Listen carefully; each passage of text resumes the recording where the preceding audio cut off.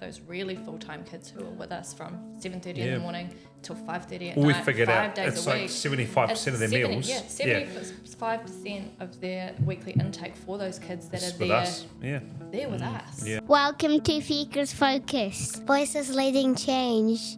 All right, kia ora everyone. We are here with Tkeyah. Tkeyah has been with us. We've established about 3.5 years. Yeah, about 3.5 years. Tkeyah actually started with us in a chefing role, and now she's progressed into a space where supports her with Theo, but now she's basically our quality control, which is really, it's nice for us to progress into that, but it's also about supporting chefs. Yeah. So let's talk about that first around supporting chefs. Well, like I came from a chefing background, so it's very easy for me to, step into these roles. But for some of our chefs that are, might have, say, minimal food experience, or, they might have, the food safety experience side of things. But for a lot of them, it's learning on the job. So supporting them so that they feel confident. Yes. And preparing the kids' foods, supplying the kids with the food in the quantities that are needed, but also when it comes to things like council inspections, like I want them to feel confident with answering these questions and having that knowledge around food. And it's great because our team at the moment is so receptive to that. Yeah. And, they're receptive to those, to the not criticism, constructive criticism that they're receiving. Which the growth points. Yeah, and that really helps with their growth and not being afraid to ask questions. Yes, I think it's been a good role for you and in that space, but also because this is the difference to me, who's never worked in a childcare kitchen for an extended period of time. I'm just being a little dish being about things, but ultimately having your experience and your obviously experience working in kitchens, but also working in a childcare kitchen. Yeah. It's been part of that support and success for what we're doing there. When it comes to like the menus and stuff, so you're designing all that stuff for them and things like that. And that's kind of taking away that pressure from the team at the moment, having to think about how they're going to meet the kids' needs with certain foods, and that really helps them because it gives them something to go off for their week, so they don't have to be actively thinking about like, oh, I don't know yet, am I providing them with what they need to get through the day? And a lot of that comes back to nutrition. Like nutrition is huge, especially for some of our kids that are full-time. And when I say, those really full-time kids who are with us from 7:30 in the morning till 5:30 at night, we figured 5 out days it's a like week. 75% of their meals. Yeah, 75% of their weekly intake for those kids that it's are with there. us. Yeah. They're with us. Yeah. And so providing the teams with a ready-to-go menu so that they don't have to think too hard, like if they're doing the right things. Yes. I think has really helped in our space because it just means that they come in, they do what they need to do in terms of, morning tea, lunch and afternoon tea, and then they know that they are providing the kids with as much sustenance as they need. And because nutrition is in children is so different to adults. Yes, 100%. It's because they hugely also different. shop with their eyes. So you've got to be very smart about how you manipulate what the food looks like. But again, it's not like you're removing the thinking factor because you do involve them in recipes and that. What does that look like when you're talking to your teams about and encouraging them to share ideas?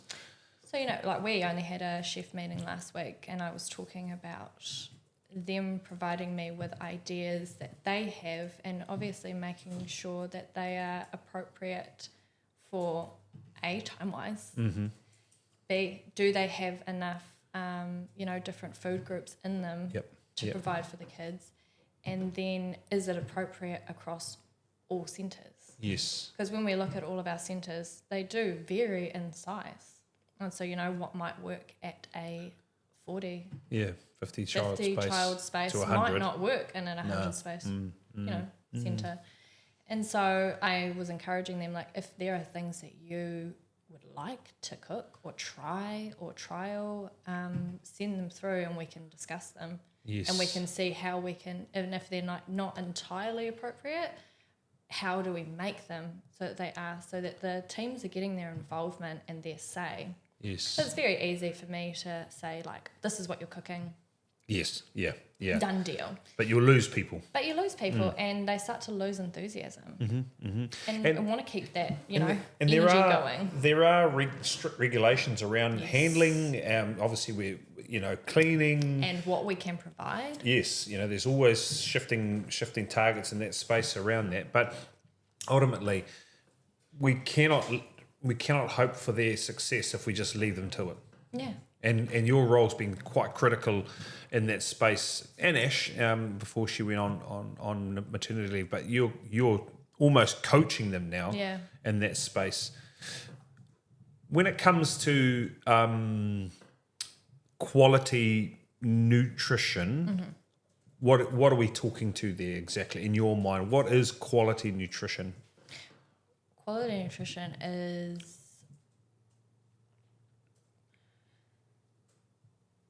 providing the kids with, so we don't have to cover every single food group, but we do have to cover the really important ones. So the important ones, are dairy, are grains, are fruit and vegetables. Yes. Like we can make them really amazing foods, like, really cool foods and hide the vegetables. We want them to be there. And so we want to encourage the kids to eat in...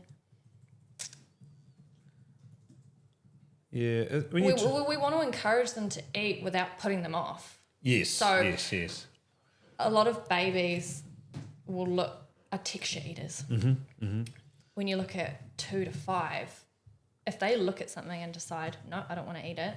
So how do we make that so that it looks and it can set off a chain of events too, right? They're like saying to their mate, ugh, and they're like, ugh. So I've encouraged the team a lot to hide the vegetables. And so, as long as we're getting that nutritional value into our meals, that to me is quality. Yes. So as long as we're meeting the children's needs so that they do have, because, food for kids is what they call, brain power. Yes. It's what fuels them to keep going. So if we're not meeting their needs on a day-to-day basis, like what is their, Well, a full-time child, I would love to know, like I'd love to put an Apple Watch or something then, because to see how much they burn. In pure kilojoules, like I had on one of my kids' Garmin, and I think Frankie took like 13,000 steps. That's huge. Now, for a little person, that's actually massive. Yeah. So you think about a child who's there from 7:30ish till, so they've been up. Let's just say they've been up since 6:30 till, and they're with us till 5:30. And there are children in that space, mate.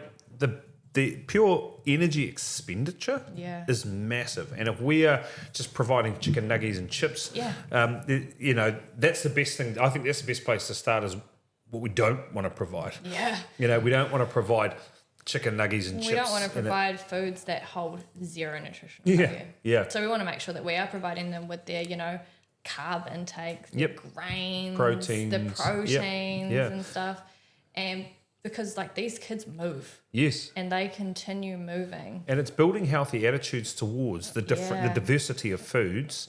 I love it when we have, like Julie did for Chinese New Year, she did dumplings. And it was so cool to see the diversity and exposure for some kids. Like Bo was, he was so passionate about it, but it was so cool, because that's the other cool thing, is you support our chefing team to support teachers to cook food with kids. And bake. And that's so important, because, having those positive attitudes to food as early as possible. So getting the baking going in the classroom, getting, small safe cooking activities going in the classroom.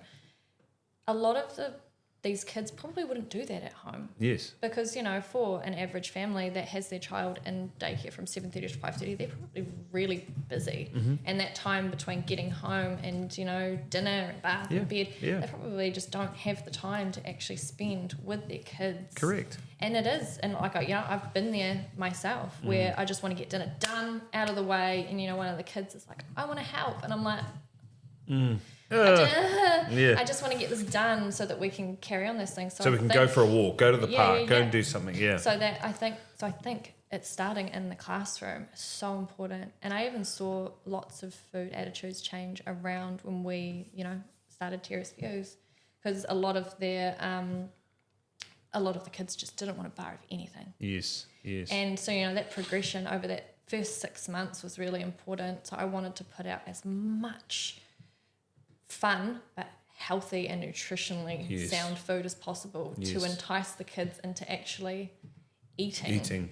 So from there it was really easy, once they accepted what I was making for them, from there it was really easy to start introducing other new meals and new types of foods, because they all had really positive attitudes toward the food.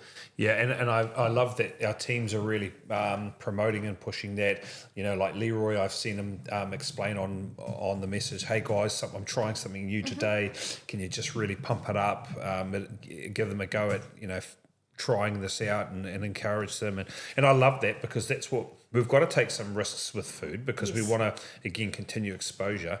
But I love the support that you are giving in that space for them to try and fail, and that's okay. Yeah. We make mistakes and it doesn't work and you whatever. But ultimately, the coaching and quality of the coaching that's going on allows us to provide a massive service to families. Yeah. So that if they do go home and make eggs on toast or cold spaghetti like Frankie likes or something like that actually they can feel okay because they've eaten something decent. Yeah. And a lot of parents have said that to me over the years. Like, I'm so happy that they are eating really well while they're here, because at home they don't eat anything. Yes. Or they want a sandwich for dinner and they won't accept what toast. I'm making. Yeah. Or toast. And they're like, so I'm really glad that what they're eating here, like while they're here, is so, nutritional and, and that they're actually eating it, because at home and outside, I've had parents ask me for recipes because they've tried to make something that I've made, and the kids are going, oh no, you don't make it like Tkeyah does. I think it's still, I'm pretty sure in our newsletter it's still the most downloaded piece of the newsletter are the recipes. Yeah, and Asha said the same thing. She's had parents ask her for recipes, how exactly do you make it? The green pasta. Yeah, I want to make it at home, but if I try it without getting your input, I'm going to get it wrong. Yes. And it feels good when you get that feedback from parents 100%. That it's like, my kids are always so happy when they, what are we having today? And they get super excited about a certain meal, because some of the kids do have their meals where they're like, pizza day. The mango curry. Yeah, the mango curry, the pesto pasta, and there are some kids that are like, spag. You mentioned spag bowl, and they're yes. So it does feel really good when you get that feedback from parents that they're happy and that their kids are happy, because that's all we want at the end of the day. I just want to get, help get the kids eating, especially some of the kids I think that they're either not necessarily picky, but have some of those like sensory issues and stuff around food. Yep. Because that's a really big thing at the moment. Like, there are 100%. Some kids that will just not eat pasta. Yes. Because the they just can't. The texture. They don't like the texture. So how do we get around that? And chatting with some of the chefs and them asking for that advice, like, how can I help encourage these kids to try it or eat? And a lot of them are. They're really receptive. Yeah. And it does help in the classroom. 100%. Like you said about the teachers, when they're our biggest cheerleaders. Yes, and enthusiastic. And they're really enthusiastic about it. Like, I always consider the teachers kind of almost like my support. Yes, massively. Yeah. Because, it's a solo role. Yes, it is. At the end of the day. But a critical role. A critical role, and it's a solo role. So having the teachers really getting behind you and supporting in the classroom and encouraging the kids to try it before they decide that they don't like it. Because, as you said, it sets off a very big chain reaction in the classroom when the kids just go. Both ways. If they're into it and enthusiastic, both ways. It can really work. Yeah, look, we appreciate your role in that space, and I think the coaching part that we support our chefs with is really important. I think it's a critical piece, and as we continue to grow, we want to keep those standards high. So we really appreciate the work you do in that space, Tkeyah. Thank you very much.